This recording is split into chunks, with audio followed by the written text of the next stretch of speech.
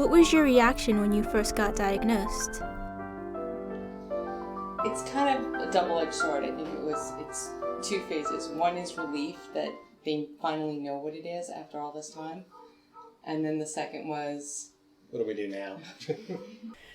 I think that initially my reaction was that I was grateful that we finally had something to call this.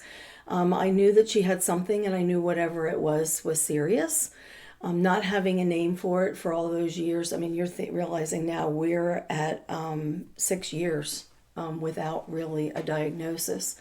And I can remember real clearly her being evaluated for MS and saying to my sister, "Oh, I really hope this is it." And my sister said, "How can you say that, Judy? MS is a terrible disease."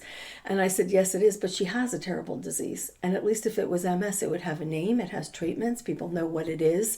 There would be something we could do about it." That's not the diagnosis we wanted, but at least now we knew how we could treat it and what we could do to help her and help her live a better life. because there were very few people that knew what it was, let alone knew what to do when he was in trouble. Things would happen, and We would have to spell mitochondrial to the triage people at the hospitals because they had no clue. and then they would go and Google it. So it's been an education process for us, as well as our role has changed to educate other people too for his care. And we've seen some doctors that just weren't on board with this and still don't buy into that this is real. It changed how doctors looked at her. And it changed when you were able to go into a physician and say, now we have a diagnosis and this is what she has. That helped them not think that she was this crazy, emotionally distraught teenager. But at the same time, most of them didn't know what mitochondrial disease is. So we had to do a lot of educating of physicians and try and teach them what this meant.